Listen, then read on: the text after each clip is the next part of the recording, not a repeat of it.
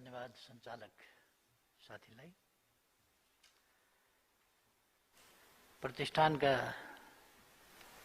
सचिव बहिनी बिजुला रायमाझीज्यू, मान्य मन्त्रीज्यूहरू, मान्यज्यूहरू, विद्वान मित्रहरू र सम्पूर्ण सहभागी साथीहरू,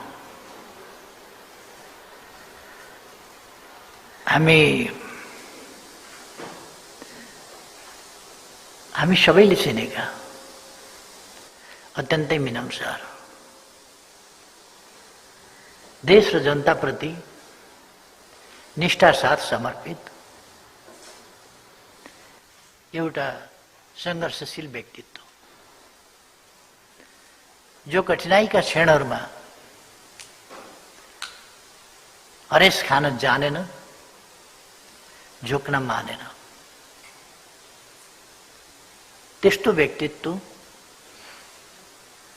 जसले आफू भलेर अरूलाई प्रकाश दिइरह्यो, त्यस्तो व्यक्तित्वको पहिलो वार्षिकी मनाउने एउटा दुःखद स्थितिमा यहाँ जम्मा भएका छौँ। तर यो प्रकृति यस्तो छ जहाँ सबै जीवित को आयु हुन्छ। मानिस, पशुपन्छी, चराचुरुङ्गी, कीट पतंग या जोसुकै होस्, हरेक जीवित तत्त्वको आयु हुन्छ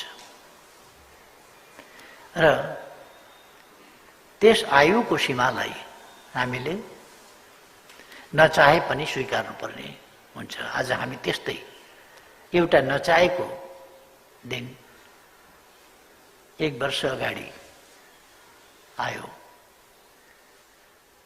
त्यसको स्मृतिमा यहाँ जम्मा भएका छौँ। त्यो दिन हाम्रा प्रिय मित्र बुद्धिबहादुर रायमाझी, उहाँको निधनको दिन, त्यसको 1 वर्ष। यस घडीमा म उहाँप्रति श्रद्धा र सम्मानका साथ श्रद्धाञ्जली अर्पण गर्छु र परिवारका सदस्यहरूलाई यसलाई प्राकृतिक नियमको रूपमा लिन, धैर्यताका साथ अगाडि बढ्न र आफ्ना कर्तव्य पथमा डटिरहन आग्रह गर्न चाहन्छु।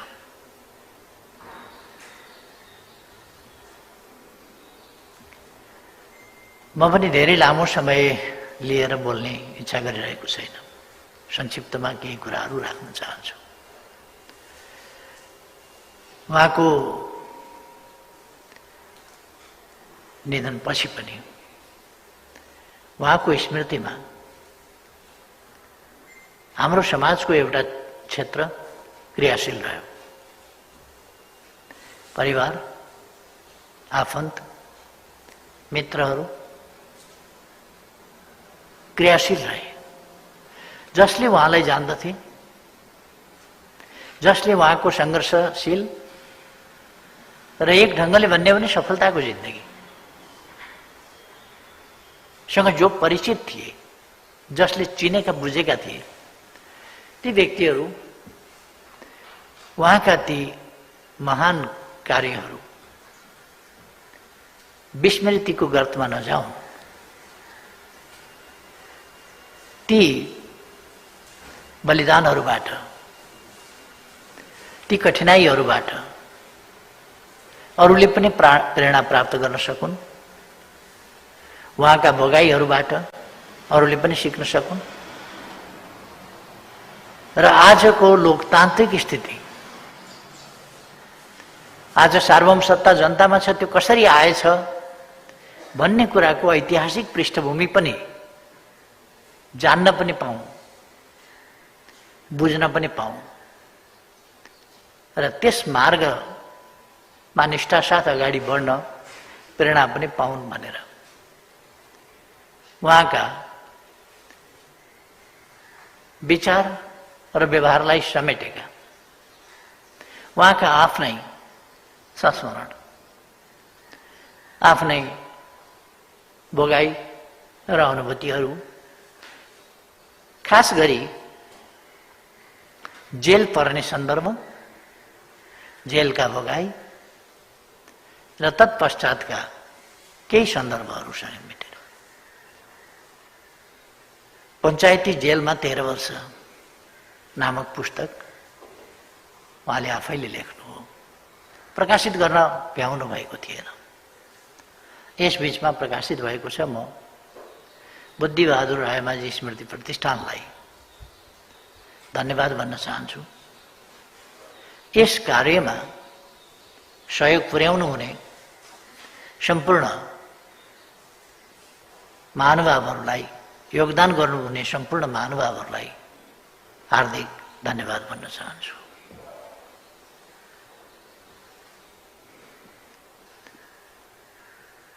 एउटा सङ्घर्षको यात्राको क्रममा, समाज परिवर्तनको यात्राको क्रममा बुद्धिबहादुर रायमाझीजी लगायत बडे सङ्घर्षका साथीहरूसँग मेरो भेट हुने र केही समय, केही लामै समय, केही वर्षै सँगै बस्ने पनि अवसर मिल्यो। त्यसबेला भेषराजजी, नेत्रजी, लीलामणिजी, हेमराजजी, बुद्धिबहादुरजी, बेदुरामजी लगायत साथीहरू, त्यस सङ्घर्षका साथीहरू जेलमा हुनुहुन्थ्यो। जसमध्ये हेमनाथजी, जसलाई म लेखनाथका बा भनेर उपनामले बोलाउने गर्थे, किनभने उहाँका छोराको नाम लेखनाथ थियो। घरबाट लेखनाथको पत्र आइरहन्थ्यो। लेखनाथले के लेखेछन् त बालाई भनेर मैले सोधिरहन्थेँ। लेखनाथले चिठी लेखे त भनेर सोधिरहन्थेँ। र मैले बिस्तारै बिस्तारै हेमनाथजीको नाम नै लेखनाथका बा भनेर बोलाउने गरेको थिएँ। उहाँले त्यसलाई असाध्य प्रिय पनि मान्नुहुन्थ्यो। अर्थात् बढी सङ्घर्षका साथीहरूसँग मेरो जेल बसाई अत्यन्तै आत्मीय थियो। जेलको बसाई यसै पनि आत्मीय हुनुपर्ने हो, तर सधैँ सबैसँग आत्मीय सम्बन्ध नै हुन्छ भन्ने छैन। मान्छेहरू सबै एकै प्रकारका हुँदैनन्। त्यहाँ पनि खराब विचार, खराब मनसाय, खराब नियतका मान्छेहरू परेका हुन्छन् र तिनले आफ्नो नियत, मनसाय र व्यवहार, आचरण पनि प्रकट गर्छन्। जेलमा पनि त्यस्तो हुने गर्छ। तर बडे सङ्घर्षका साथीहरू, अत्यन्तै सफा मन भएका साथीहरू र खास गरी कार्यकर्ता पङ्क्ति भनेर चिनिएका साथीहरू, अघि मैले नाम लिएका साथीहरू अत्यन्तै सोझा सिधा, इमान्दार, अत्यन्तै निष्ठावान, मेहनती साथी हुनुहुन्थ्यो। मैले जेलमा बस्दा प्राय पढ्ने पढाउने काम गर्थेँ। मैले पढ्नलाई साथीहरूलाई प्रेरित पनि गर्थेँ। बडे सङ्घर्षका साथीहरू भन्दा सङ्ख्या झापा सङ्घर्षका साथीहरूको ठुलो थियो। तुलनै गर्न नसकिने गरी ठुलो थियो। नखु जेल होस् कि, भद्रगोल जेल होस् कि, सेन्ट्रल जेल होस् कि, वीरगञ्ज जेल होस् कि, ती विभिन्न जेलहरूमा झापा सङ्घर्षका साथीहरू 66 थिए। तर बडे सङ्घर्षका साथीहरूको सङ्ख्या अलिक सानै थियो।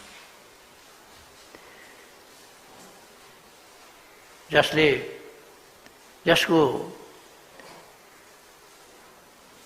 बडे सङ्घर्ष भनेर चिनिने घटनाको नेतृत्व गर्ने नेताको हिसाबमा केशरमणि पोखरेल हुनुहुन्थ्यो। उहाँको र साथीहरूको केही अलिकति अन्तर्विरोध पनि थियो र साथीहरू अलिक जे कम्युनिस्ट भनेर उहाँहरूले बुझ्नुभएको थियो त्यो नपाउँदाखेरि अनौठो मान्नुहुन्थ्यो। नेताहरूसँग कार्यकर्ताको स्नेहपूर्ण व्यवहारको अपेक्षा हुन्छ, आत्मीय र सहयोगी व्यवहारको अपेक्षा हुन्छ। नेताबाट त्यस्तो पाइएन। भेदभाव र अपमानजनक व्यवहार पाइयो भने असन्तुष्टि पनि बढ्छ। जे होस्, साथीहरू अत्यन्तै कर्मठ ढङ्गले लाग्नु भएको थियो। अघि नै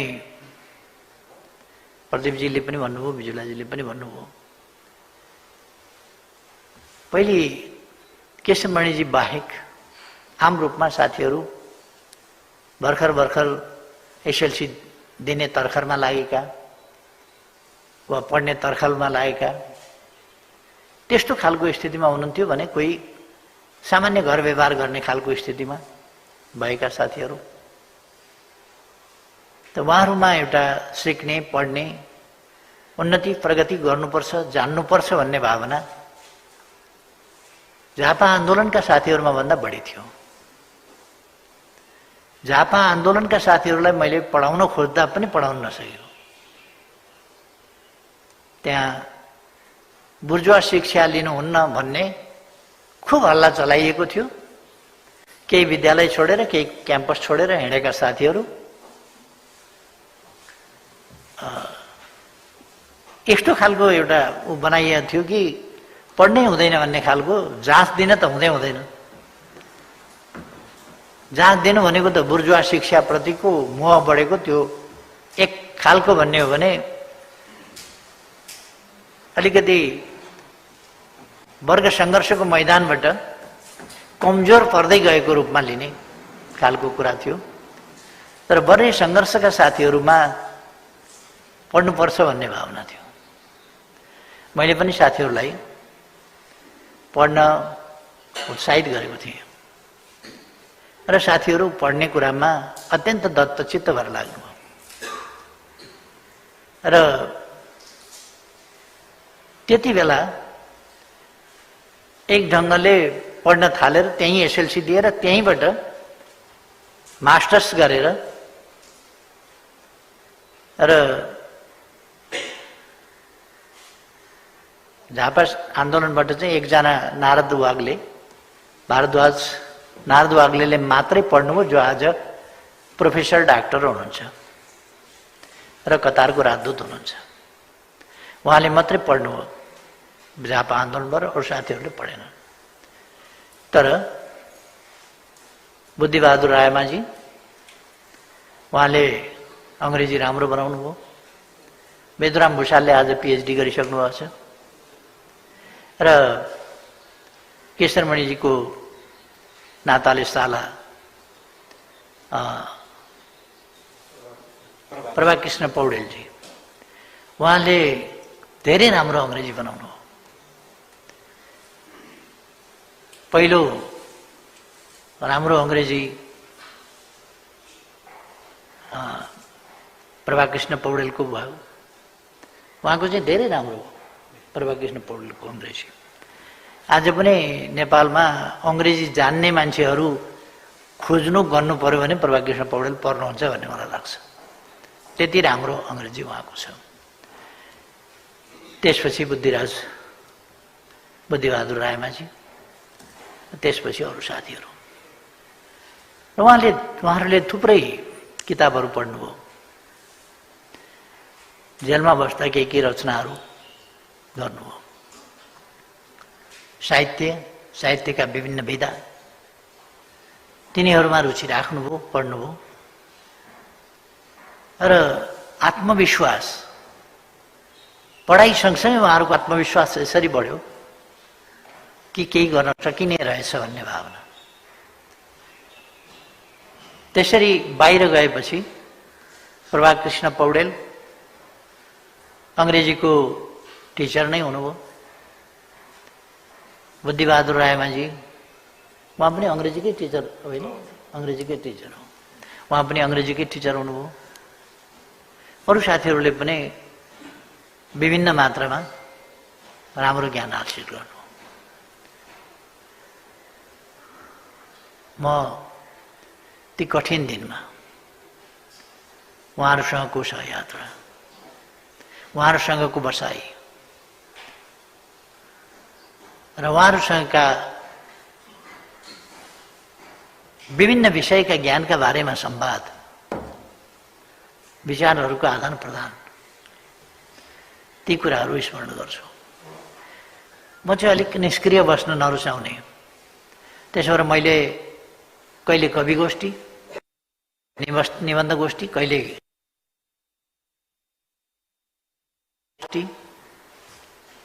र यस्ता कथा वाचनहरू, निबन्ध वाचनहरू, यस्ता कार्यक्रमहरू पनि राखिरहन्थे। र जेलमा कहिले सेलरोटी खाने कार्यक्रम, कहिले खिर खाने कार्यक्रम। किन खिर खानु भनेको ठुलो कुरा हो, किन त्यहाँ डेढमाना उसिनेको चामल, त्यो पनि यति पुरानो, यति कुहेको, ठसठस गनाउने र आधा चामल कालो भएको हुन्थ्यो। त्यस्तो चामल र 75 पैसा जम्मा दिन्थ्यो। दाउरा किन्ने पनि त्यही 75 पैसाले हो। दाल किन्ने, सब्जी किन्ने, तरकारी किन्ने, तेल मसला किन्ने, जिरा मरिच किन्ने, लसुन प्याज किन्ने, दन्त मञ्जन किन्ने, ब्रस किन्ने, साबन किन्ने, खुट्टामा लाउन चप्पल किन्ने। त्यहाँ साधारणतया जुत्ताको परिकल्पना गरिँदैन, किन जुत्ता किन्ने पैसाको त्यहाँ परिकल्पना गरिँदैन। घरबाट कसैले पैसा ल्यायो भने पनि त्यहाँ कोही कमजोर हुन्छ, त्यहाँ कोही बिरामी हुन्छ, उसलाई अलिक हेरविचार गर्नुपर्ने हुन्छ। कोही धेरै कमजोर भएको हुन्छ, उसलाई अलिक न्यानो कपडाको प्रबन्ध गरिदिनु पर्ने हुन्छ। यस्ता खालका समस्याहरू पनि हुन्छन्।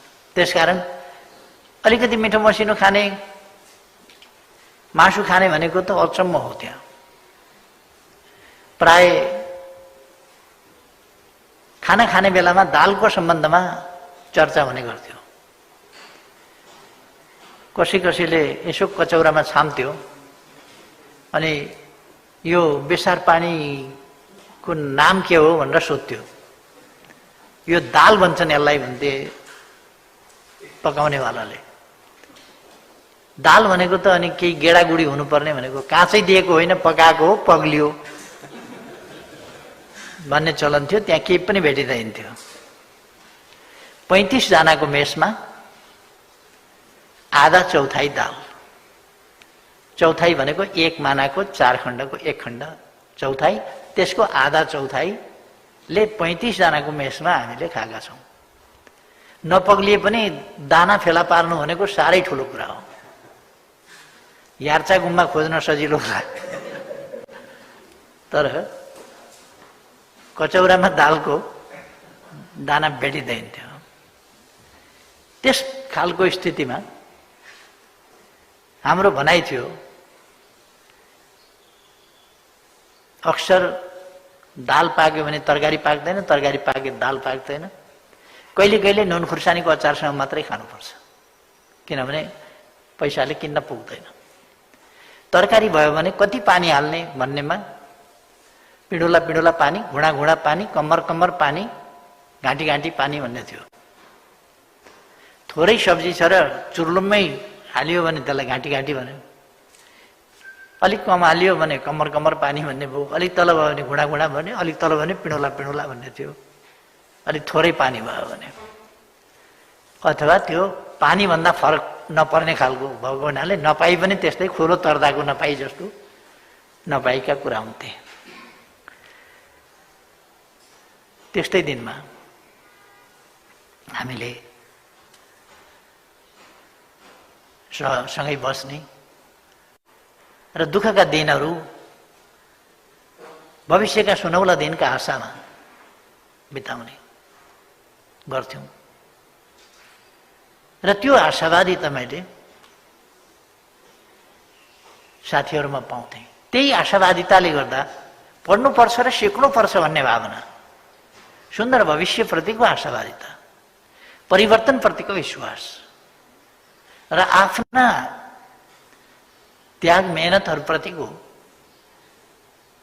तिनको निष्फलता हुँदैन, तिनको मूल्य समाज परिवर्तनमा प्रकट हुन्छ, जनजागरण र चेतनामा प्रकट हुन्छ।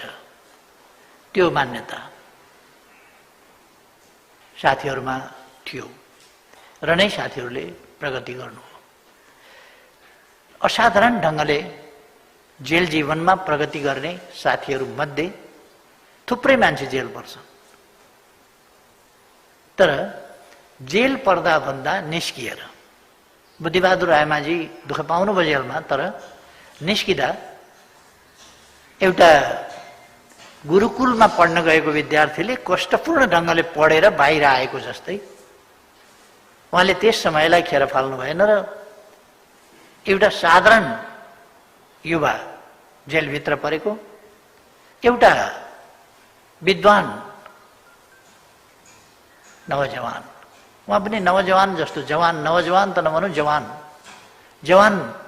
जवानी अवस्थामै उहाँ बाहिर निस्किनु भयो, तर ज्ञानको एउटा ठुलो भण्डार, ज्ञानको ठुलो एउटा खजाना बोकेर निस्किनु हो। त्यसको प्रतिबिम्ब उहाँको लेखनमा आएको साहित्य, त्यसमा बिम्बहरूको प्रयोग, त्यसमा व्यञ्जनाको प्रयोग, ती कुराहरू उपमा, दृष्टान्त र सङ्केतहरूको प्रयोग, जसले साहित्यलाई उत्कृष्ट बनाउन मद्दत गर्छ, रोचक बनाउन मद्दत गर्छ र साहित्यको ग्राह्यता बढाउँछ, साहित्यप्रतिको रुचि बढाउँछ, त्यसप्रतिको आकर्षण बढाउँछ, त्यसले साहित्यमा मिठास थप्छ। त्यो कुरा उहाँको साहित्यमा देख्न सकिन्छ। सायद त्यसबेला उहाँले के को मासुको कुरा गर्नुभयो त्यो थाहा छैन, तर उहाँको लेखाइले के भन्छ भने काठमाडौँको प्रसिद्ध के मासु अरे, काठमाडौँको लोकप्रिय मासु, काठमाडौँको लोकप्रिय मासु भनेको पक्कै पनि पवित्र मासु नै होला। अब सम्भवतः उहाँ छेत्रीको छोरो, गाउँमा खाने चलन थिएन होला, खाएको थिएन होला काठमाडौँको लोकप्रिय मासु। ब्राह्मण साथीहरूसँग बसेर, अरू साथीहरूसँग बसेर खाएको थिएन होला। त काठमाडौँमा उहाँले के को मासु खानुभयो, तर जे को खाए भने उहाँले काठमाडौँको लोकप्रिय मासु भन्नुभयो। त्यसले एउटा साङ्केतिक भाषा बोलेको छ, जसले सङ्केत गरेको छ। काठमाडौँको लोकप्रिय मासुले एउटा जनावरको चित्र बनाउँछ, तुरुन्तै फोटो खिच्छ, एउटा फोटो खिचेर मान्छेको अगाडि जनावर उभ्याउँछ काठमाडौँको लोकप्रिय मासुले। यस्तै थुप्रै कुराहरूमा उहाँले बिम्बहरूको, दृष्टान्त, उपमाहरूको प्रयोग गर्नुभएको छ। र जेल बसाइका अघि सञ्चालक मित्रले थुप्रै अंशहरू पढेर सुनाउनु हो। जेल बसाइका भोगाईहरू गिरफ्तार हुनुभन्दा अगाडि र गिरफ्तार हुनुभन्दा पछि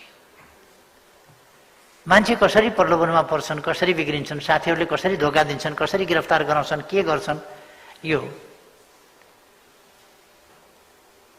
मिर्जाफर मीर कासिमहरू उहिले एक जमानामा अंग्रेज बंगाल आइपुग्दा मात्रै मिर्जाफर मीर कासिम भेटिएका होइनन्। अन्यत्र पनि मिर्जाफर मीर कासिमहरू हुन्छन्। अन्तर्घाती अन्तर्ध्वंसीहरू हुन्छन्, विश्वासघातीहरू हुन्छन्। त्यो प्रसङ्ग पनि अलिकति त्यस्तो प्रसङ्ग पनि यस पुस्तिकामा आएको छ। र आन्दोलनका कठिन दिनहरूमा आउनु एउटा कुरा थियो, तर आजको सहज परिस्थितिमा पनि ती कठिन दिनका भोगाईहरू त्यस युगमा र त्यसभन्दा अगाडि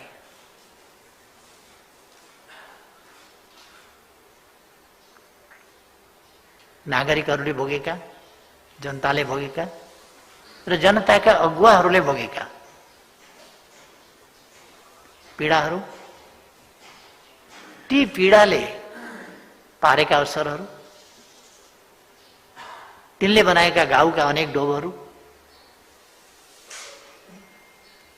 र अनेक बलिदानका गाथाहरू, तिनीहरूप्रति अनादर गर्दै,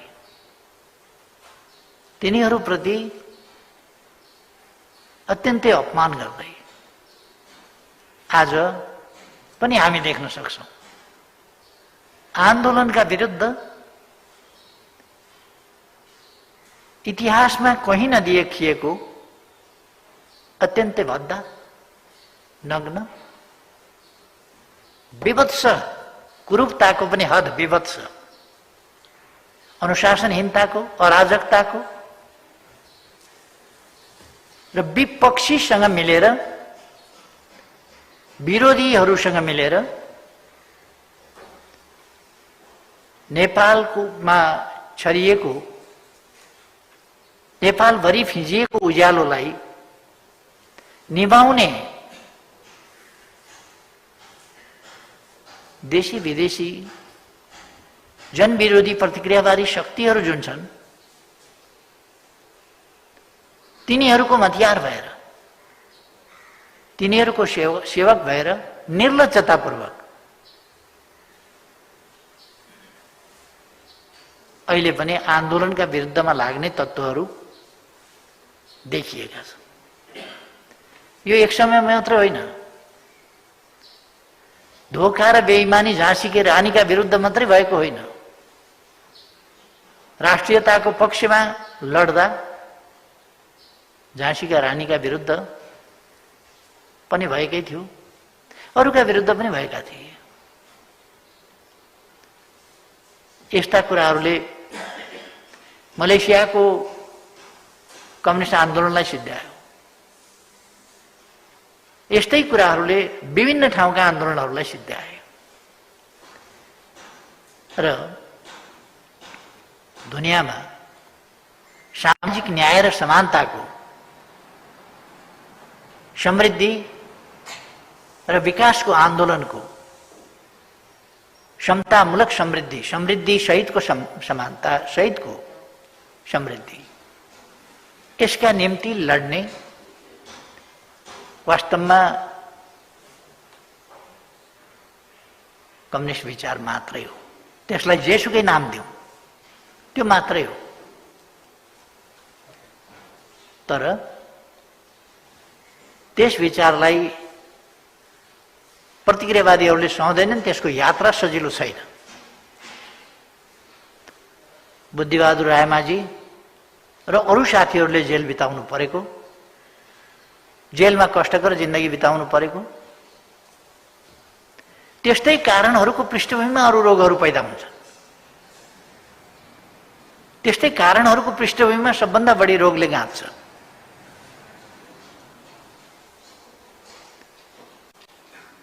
मेरो शरीरमा हेर्यो भने हातमा पनि नचिरेको ठाउँ छैन, खुट्टामा पनि नचिरेको ठाउँ छैन, पेटमा त त्यो रेखी हालेर त्यो के जाति बनाउँछ नि, त्यो पूजा गर्दाखेरि के अरे त्यो बनाउँछ नि, त्यस्तै काटेर चिरेका, यताबाट चिरेका र उताबाट चिरेका दागै दागले भरिएको छ।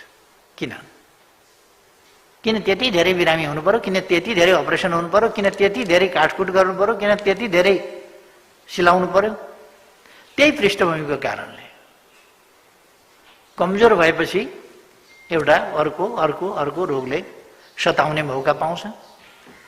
त्यसका विरुद्धको प्रतिरोध क्षमता कमजोर हुन्छ र मान्छे अल्पायुमै बुढिने, रोगी हुने अथवा इहलीला समाप्त हुने त्यो स्थिति बन्छ। त्यो हुँदै आयो, त्यो पीडा हुँदै आयो र हामीले ती पीडाहरू बिर्सिनु नहुने हो। हामीभन्दा पछिको पुस्ताले पनि बिर्सिनु हुँदैन, त्यसै कारण यो पुस्तक आएको छ, यस्ता पुस्तकहरू आएका छन्। बिर्सिनु हुँदैन। हामीले हामीभन्दा अगाडिका अग्रजहरूका, हाम्रा पूर्वजहरूका, हाम्रा अग्रजहरूका योगदान, सङ्घर्ष, बलिदान र पीडाहरूलाई बिर्सिनु हुँदैन र इमानमा तलमाथि पर्नु हुँदैन। तर आज इमान छोड्नु, अहङ्कारी हुनु, अहङ्कारका पछि कुद्नु, म भन्ने भावना, म यो खालको भावना, यस भावनाबाट आक्रान्त बिमारी हुनु, यो कुराले आज नेपालको यति माथि पुर्याइएको, यस्तो प्रतिकूल अन्तर्राष्ट्रिय परिस्थितिमा यति माथि पुर्याइएको आन्दोलन, लगभग 2/3 स्थितिमा पुर्याइएको, एकीकृत बनाइएको आन्दोलन, त्यसलाई ध्वस्त पार्ने प्रयास भइरहेको छ। त्यसलाई फुटाइयो, अदालतलाई अब्जस लगाइयो। अदालतको फैसला भन्दा अगाडि पार्टी फुटाइसकेका थियो, तर अदालतलाई अब्जस लगाइयो। अदालतले अर्काका नाममा दर्ता गरेको हुनाले दर्ता खारिज भयो। 15 दिनभित्र अर्को नाममा दर्ता गर्न आऊ भनेको थियो, पार्टी फुटाएको थिएन। अर्को नाममा दर्ता गर्न नगएर अनि दर्ता गर्ने कुरा सुन्नै नमानेर अहङ्कारमा कुदेर आन्दोलनलाई ध्वस्त पारिदिन्छु, समाप्त पारिदिन्छु, कब्जा गरिदिन्छु भन्दै प्रतिक्रियावादी शक्तिहरूका पाउमा आन्दोलनलाई चढाउने, त्यसको लक्षण त हामीले हिजो मात्रै पनि देख्यौं। जुन दलसँग प्रतिस्पर्धा गरियो त्यही दलको, आफ्नो दलको सरकार गिराएर जोसँग प्रतिस्पर्धा गरियो र गर्नु छ फेरि पनि उही दलको नेतालाई प्रधानमन्त्री बनाएर अनुशासन तोडेर पार्टी निर्णय गरिरहनु पर्दैन त्यस्ता कुरामा। यसै पनि यो बुझेको कुरा हो। सामान्य कार्यकर्ताले बुझेको कुरा नेताले बुझ्दैनन् भन्ने होइन। तर जब नेता बिग्छन्, जब नेता पतित हुन्छन्, तब आन्दोलनलाई सिद्ध्याउन उद्धत हुन्छ। यो हामीले यस्ता कुराहरू अरू ठाउँमा पनि देखेका छौँ। त्यसै कारण आन्दोलन विभिन्न ठाउँमा कमजोर भएका छन्, त्यस्तै बुद्धिका नेताहरूले गर्दा। आज यस घडीमा म भन्न चाहन्छु, बुद्धिबहादुर रायमाझी लगायत जेलमा यातनापूर्ण ढङ्गले बसेर सङ्घर्षका मैदानमा डटेर कोही किन अगाडि नै छुट्छन्, नेता किन अगाडि नै छुट्छन्, कार्यकर्ता किन पछि मात्रै छुट्छन्, नेता किन 6 वर्षमा छुट्छन्, कार्यकर्ता किन 13 वर्षमा छुट्छन्। झुक्ने हो भने छुट्न सजिलो हुन्छ, छुट्ने ढोका होचो हुन्छ, त्यसबाट यसो निहुरेर पुत्त जान खोज्यो भनेदेखि सजिलै जान सकिन्छ। ढोकै खोर्नुपर्छ झुक्दिन भन्ने हो भने त्यो कठिन छ। मैले नेपालको इतिहासमा देखेको छु, राजनीतिक आन्दोलनको इतिहासमा देखेको छु, मै हुँ भन्ने तमाम नेताहरू निहुरिँदै लुसुक्क हात पैर टेक्दै बाहिर निस्किँदै गरेका छन् जेलबाट। निहुरिँदै झुक्दै कागज गर्दै राजा व्यवस्था मान्छु भन्दै छुटेका छन् र जो छुटेनन् तिनले लामो समय व्यतीत गर्नु परेको छ। जो झुकेनन् ती, जसले निहुरिएर कुनै अवाञ्छित पालबाट छिरेर म जान्न, म ढोका खोलेर जान्छु जसले भन्यो, तिनीहरू कष्टपूर्ण ढङ्गले लामो समय जेलमा बसेका छन्। बुद्धिबहादुर रायमाझी लगायतका साथीहरूले 13 वर्ष किन बस्नु पर्यो? मुद्दा सिद्धिएपछि पनि किन बस्नु पर्यो? उहाँहरूलाई नै मुद्दा बढी लामो समय किन लाग्ने? साधारण कार्यकर्ता हुनुहुन्थ्यो उहाँहरू। गिरफ्तार गरिएका बेला भर्खरै राजनीतिमा लागेका साधारण कार्यकर्ता हुनुहुन्थ्यो। तर किन उहाँहरूमाथि त्यत्रो निर्मम दमन गर्नु पर्यो? स्वाभिमानपूर्वक अडिने भएको हुनाले त्यो स्वाभिमानलाई झुकाउनका लागि त्यत्रो दमन गरिएको थियो उहाँहरूमाथि।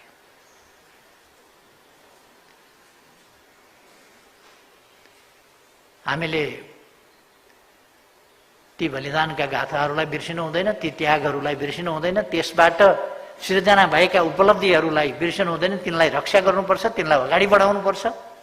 र आज नेकपा एमाले तमाम शहीदहरू, हाम्रा पूर्वजहरू, हाम्रा अग्रजहरू सबैका त्याग, बलिदान, योगदान सबैलाई सम्मान गर्छ। तिनीहरूलाई शिरमा राखेर देश र जनताका हितहरूप्रति प्रतिबद्ध रहेर,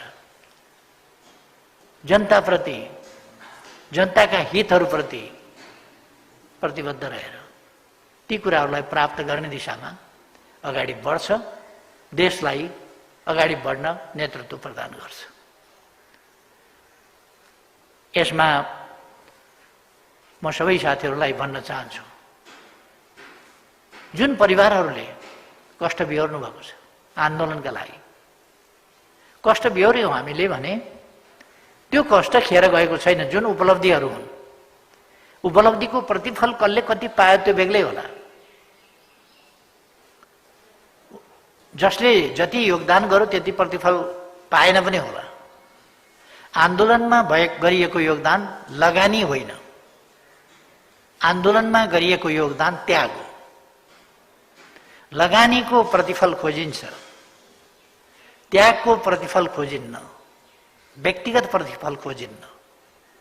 त्यागको प्रतिफल देशको परिवर्तनमा हेरिन्छ र हाम्रा शहीदहरूको बलिदानको प्रतिफल, हाम्रा अग्रजहरूको त्याग र योगदानको प्रतिफल आजको परिवर्तनमा हामी प्रतिबिम्बित भएको देख्न सक्छौँ। र यो व्यक्तिका लाभका निम्ति गरिएको लगानी होइन, देशका निम्ति गरिएको बलिदान हो। त्यसकारण प्रतिफल वैयक्तिक रूपमा कतिले पाउँदै नपाएको होला, तर चित्त केमा बुझाएका छन् ती भुक्तभोगी परिवारहरूले? चित्त केमा बुझाएका छन् भने हाम्रो पीडा, हाम्रो आँसु, हाम्रो दुखाइ, हाम्रो भोगाई देशको परिवर्तनमा प्रतिबिम्बित भएको छ। उपलब्धिहरूमा यो अनुदित भएको छ। त्यसको रूपमा यो फलेको फुलेको छ। त्यसमा सन्तुष्टि छ। अब थप कर्तव्य त्यसको रक्षा गर्ने र त्यसलाई अगाडि बढाउने कुरामा रहेको छ। र आज हामीले सङ्कल्प गर्नु परेको छ कि हामी यी उपलब्धिहरूलाई गुम्न कुनै हालतमा दिने छैनौँ। अचम्म लाग्छ मलाई, जसले लोकतन्त्र मान्दैन उनीहरू, लोकतान्त्रिक आचरण र अभ्यास मान्दैनन् उनीहरू, लोकतन्त्रका हिमायती भएर मयूरका प्वाख जडेर मयूर भएको नकल गर्दै स्वाङ पार्दै, आदर्शहीनहरूले आदर्शका नकली कुरा गर्दै देशलाई अराजकता असभ्यतातिर लान खोजिरहेका छन्। भाषाको हिसाबले गाली गलौज तथा नाम, औपचारिक भाषामा मैले आज प्रमुख प्रतिपक्षी दलका नेता नेपाली कांग्रेसका सभापति शेरबहादुर देउवाजीको औपचारिक वक्तव्य हेरे। राष्ट्रपतिलाई तपाईसम्म भन्ने सभ्यता नेपाली कांग्रेसमा रहेन। सभापतिको तहबाट राष्ट्रपतिको सम्बन्धमा बोलिएको भाषा तिमी उनी यसो गरिन् यस्तो भाषा बोलिएको छ। अथवा सामन्तवाद प्रतिको दलाली त्यस ठाउँमा एउटा कुलीन घरानिया जन्मसिद्ध श्रेष्ठताको पाखण्डी सिद्धान्तको आधारमा आएको कुनै नालायक पात्र राजा नामको कोही हुन्थ्यो भने कस्तो कस्तो भाषा बोलेर नेउरिएर गुडल्किएर हात मुसारेर के भाषा बोल्थे यिनै मान्छेहरू आज जनताका छोराछोरी सम्मानित पदमा पुगे भने त्यो सम्मान गर्नु हुँदैन भन्ने ठान्छ। तपाईं पनि भन्नु हुँदैन राष्ट्र प्रमुखलाई भन्ने ठान्छन्। असभ्य तरिकाले बोल्नु आफ्नो बहादुरी ठान्छन्।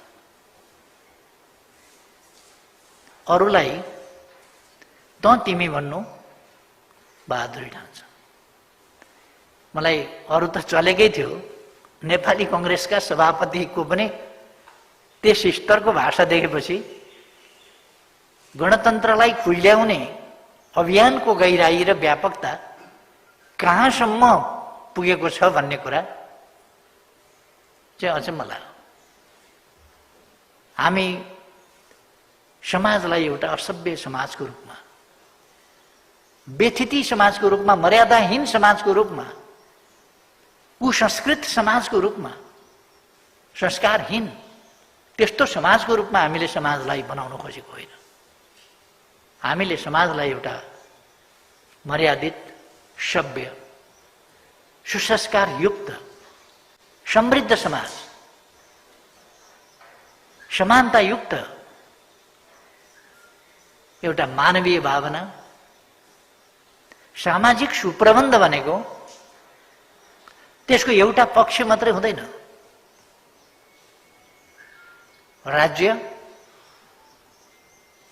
राज्यका सङ्घ संस्थाहरू, विभिन्न निकायहरू, अन्य गैर राज्य सङ्घ संस्थाहरू र सिङ्गै समाज अर्थात् सिङ्गै नागरिक समाज, यो सबैलाई हामीले सभ्य, मर्यादित, आधुनिक, सुसंस्कारयुक्त समाज बनाउनुपर्छ। हामीले चाहेको त्यो हो, हामीले गरेको बलिदान त्यो हो। समाजलाई हामी विकृत, असभ्य बनाउन चाहदैनौँ। हाम्रो भाषा अङ्ग्रेजी पनि होइन, जहाँ हजुरबालाई पनि तिमी भनिन्छ, यु भन्ने हो, नातिलाई पनि यु भन्ने हो।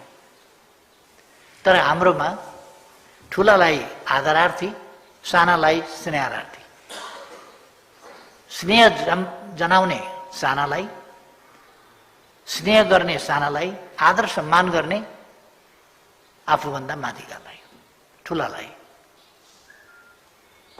त्यस प्रकारको हाम्रो मर्यादा हो। असभ्यता हाम्रो संस्कृति होइन। तर अहिले पोलिटिकल्ली हेर्ने हो भने पुष्पकमल दाहालले मानिसहरूलाई बोलेका वचन लगाएका आरोप यी करिब करिब 63 सालदेखि यी 15 वर्षका आरोप गाली गलौजका भाषाहरू हेर्ने हो भने यति गम्भीर आरोपहरू लगाएको छ मान्छेहरूलाई, असभ्यताको पराकाष्ठ देखिन्छ त्यहाँ, संस्कारहीनताको पराकाष्ठ देखिन्छ त्यहाँ। अब अहिलेको राजनीति त नेपाली कांग्रेसले पनि कसलाई गुरु माने हो, कसलाई गुरु थाप्या हो, मलाई अचम्म लाग्छ। अरू नेताहरूले कसलाई गुरु थापेको हो, संस्कारहीनता, असभ्यता, यस्ता कुराहरूतर्फ समाजलाई धकेल्न खोजिएको छ बलजफ्ती, जुन एउटा भयावह स्थिति हो। र हामी हरेकले समाजलाई सभ्य समाज राख्न, सुसंस्कृत, स्वदेशी विदेशी कसैले देख्दाखेरि पनि नेपाली समाज भनेको एउटा सभ्य सुसंस्कृत समाज हो भन्ने हिसाबले बुझ्ने। हामी अलिक पछाडि पर्यौं। हाम्रा छिमेका ठूला ठूला देशहरू उपनिवेश भए, हामी स्वतन्त्र रहे पनि उपनिवेशको बीचमा घेरिएर बस्यौं, बाँधिएर बस्यौं। यहाँ सामन्तवादले जकड्यो, हामी पछाडि पर्यौं। तर हाम्रो इतिहास, हाम्रो कल्चर, हाम्रो संस्कार, संस्कृति, सभ्यता यो तै पनि एउटा सभ्य संस्कार हो, संस्कृति हो, गौरवपूर्ण इतिहास भएको संस्कृति हो। यस दिशामा हामीले फेरि पनि ध्यान दिनुपर्छ भन्ने मलाई लाग्छ। अब अहिले मैले अरू धेरै भन्ने भन्दा पनि म सबै साथीहरूलाई धन्यवाद भन्न चाहन्छु। हिजो हाम्रो खास परिस्थितिको कारणले हिजो गर्ने कि भन्ने थियो यो कार्यक्रम, हिजो गर्न सकेनौँ हामीले, आजलाई सार्यौँ। त यस पहिलो वार्षिक स्मृति दिवसमा म फेरि एकपल्ट बुद्धिबहादुर रायमाझीज्यूप्रति हार्दिक श्रद्धासुमन अर्पण गर्न चाहन्छु। उहाँसँगका ती कठिन दिनका सहयात्राहरूलाई अत्यन्तै गौरवपूर्ण ढङ्गले स्मरण गर्न चाहन्छु। उहाँको परिवारले जुन सङ्घर्ष गर्यो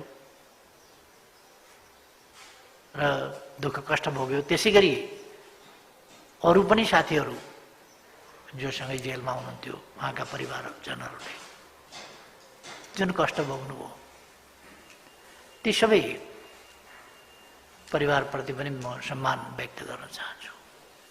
र यो पुस्तक पञ्चायती जेलमा 13 वर्ष प्रकाशन गर्न योगदान गर्नुहुने सबैमा फेरि एकपल्ट धेरै धेरै धन्यवाद भन्न चाहन्छु। धन्यवाद।